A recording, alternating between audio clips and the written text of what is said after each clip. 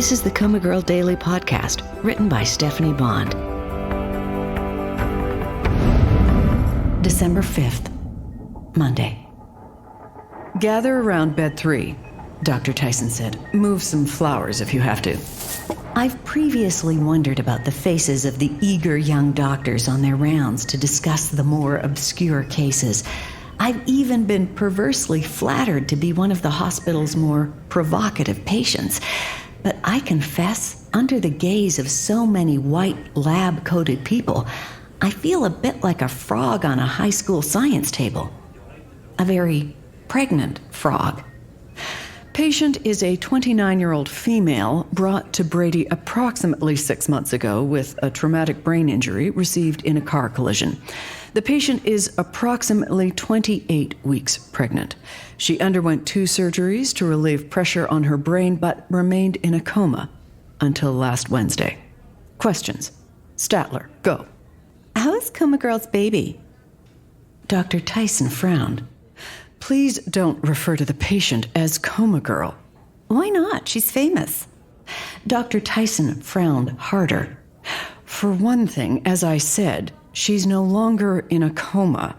And as far as we can tell, the baby is normal. Quan, do you have a question? Is COMA Girl's baby a girl or a boy? Dr. Tyson pursed her lips. Not that it's particularly relevant, but it's a girl. A few ahs sounded. If she's no longer in a coma, why is she back in the coma ward? Quan asked. Back with my previous roommates, Karen Sue and Chandra Taylor. For the record, it's called the long-term care ward, Tyson said, and for the next phase of her care, I thought it would be better to keep her with nurses who are familiar with her circumstances. Goldberg. Why is a security guard posted outside the door? Dr. Tyson looked irritated. As Statler alluded, there's intense media curiosity about the patient's condition. For that reason, the family has requested limited access to the patient. Phillips. COMA Girl's sister was arrested. Turns out she's a drug dealer and she was driving the night of the accident, not COMA Girl. Dr. Tyson arched an eyebrow. Was there a medical question in there somewhere? No, just FYI. It's lit. Lit?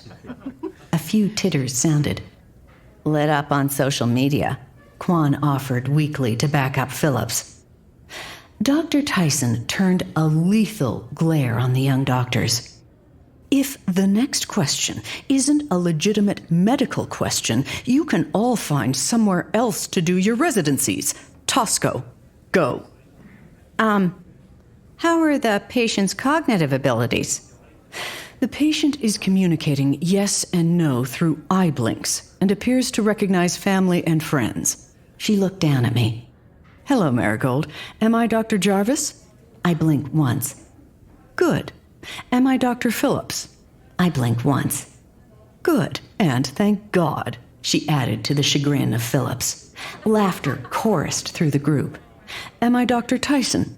I blinked twice. Very good, Marigold. Thank you. She looked back to her audience.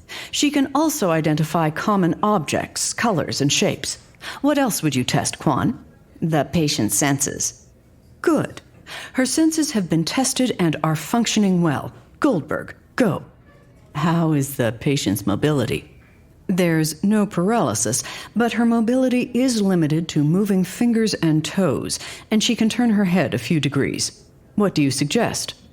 Physical therapy, neuromuscular electrical stimulation, massage, acupuncture. Good. Dr. Jarvis is utilizing all those methods. Gaynor? Is COMA Girl, the patient, able to speak? Not yet, but we're not pushing her until we remove the feeding tube, which should be soon. Phillips? She gave him a warning look. Why did she wake up after 6 months? Dr. Tyson took her time responding. Clinically, I would say the pressure in her brain was relieved after the second surgery to remove blood debris. But in truth, we don't know exactly why she woke up. you're bound to encounter situations in your medical training that defy clinical explanation. How are we supposed to handle something like that? Quan asked. With humility and appreciation, she said, her voice earnest. Let's move on. As the group left, I tried to get a peek into the hallway through the opening and closing door, a glimpse into the world outside my room, the world that, according to Phillips, was abuzz with my family scandal. I dearly wish someone would put a television or radio in the ward, but I fear the reason no one has is to protect me from what's being said about me and my family. I'm worried sick thinking about the tell-all manuscript my dotty therapy-writing teacher unwittingly gave to my volunteer poet, whom I suspect has been leaking photos of me to TMZ.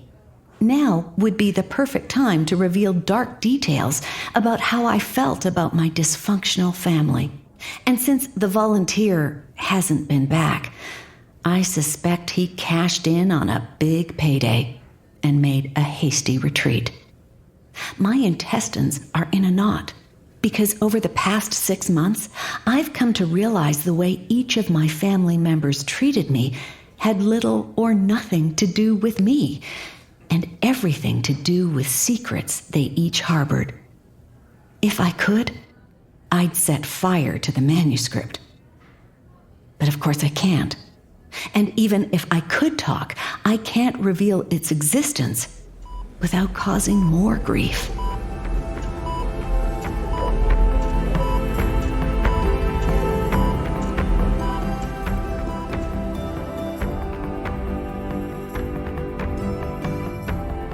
Hi, this is Stephanie Bond, author of the COMA Girl Daily podcast.